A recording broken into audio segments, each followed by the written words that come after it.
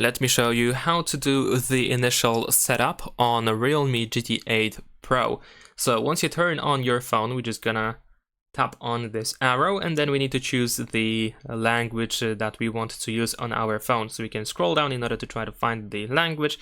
In my case, I'm just gonna choose English, of course, and let's go next. Then we have the selection of the region, and let me actually go back in here. And in my case, I'm just gonna use United Kingdom. There we go. Or maybe we can use United States, why not? Let's go next. Then we have the legal information, so we can go ahead and press next.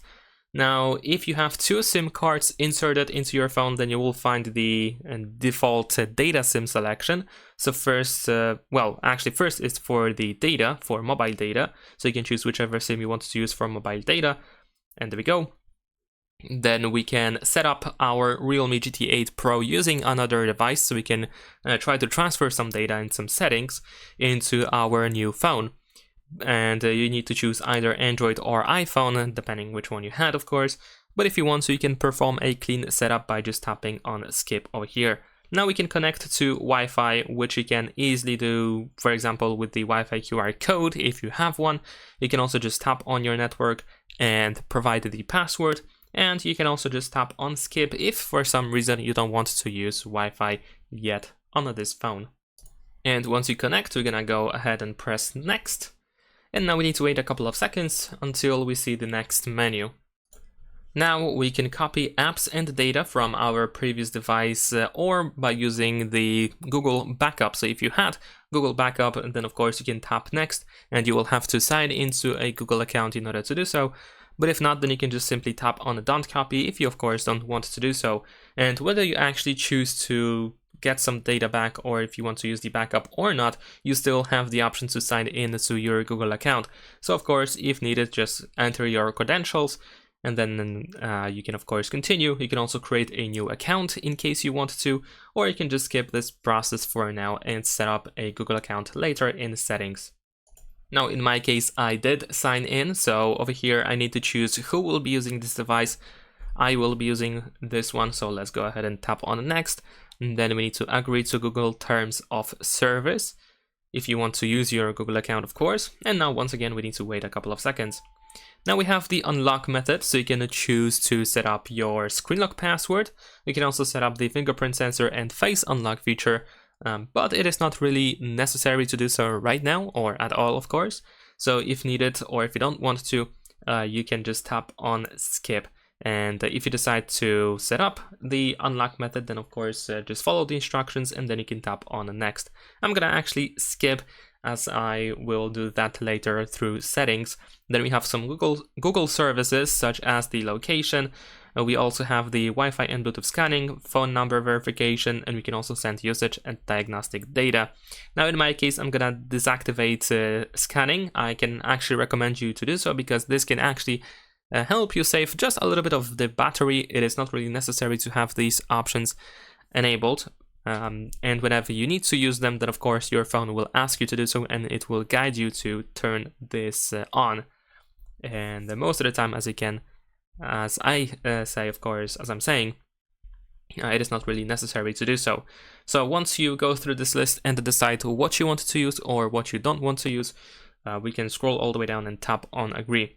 Then we have the Google Backup services, so you can create a backup of your photos and videos as well as other device data that is listed in here, and you can create backups now and then. You can of course also uncheck something if you don't want something to be included in the backup, or you can just tap on Don't Backup if you don't want to use them at all. Next we have the browser and search engine selection. So if we go next, you need to choose the browser that you wish to have already installed on your phone. And of course you can choose whichever you want, but if you don't know which one to choose, the most popular choice will be Google Chrome. And then we can tap set as default. And then we have the search engine selection, and in this case the most popular choice is of course Google. So let's go ahead and continue. Now you can actually leave this part of the setup and continue finishing up the setup on your phone, or you can just simply of course continue and just set up everything that you have in here. Now in this case you can decide whichever you want to do, but I'm just gonna show you what we can find after tapping on continue. So if you do tap on continue, then we have the Gemini information. So of course we have the instruction how you can activate the Gemini, and we can press continue. If you want to, you can set up the Hey Google voice command. So you can tap on a turn on, and most likely you will have to say a couple of sentences out loud in order to let Google recognize your voice, or Gemini actually in this case. But if you don't want to use that feature, naturally you can just tap on a no thanks. Then we have the Google Pay, so you can set up your payment card over here in order to be able to pay with your phone, but later on you can also do this by using the Google Wallet app. So in my case, I'm just gonna skip. And there we go, we have some other stuff like we can add another email account if you want to, so another Google account, or you can change the wallpaper immediately over here, which is something that I don't think we want to do right now. So let's just tap on a no thanks. These things, of course, can be done still in settings. Over here, we can toggle the mobile data if you have inserted your SIM card. And in my case, I'm gonna keep it on, and let's go next. We have some additional recommended services. For example, we can toggle the auto update overnight if you want to. Personally, I am not a fan of wallpaper carousel, so I'm gonna turn it off. And the rest of the things, I think we can just leave them as they are. But once again, you can of course decide to which options you want to and which options you don't want to use. I can also toggle quick connect over here because why not? And let's tap on agree. There we go.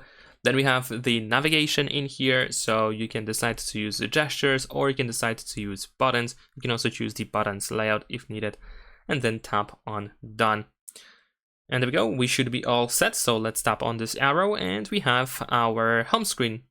So now you should be able to use your phone however you like it to use, and that should be pretty much it.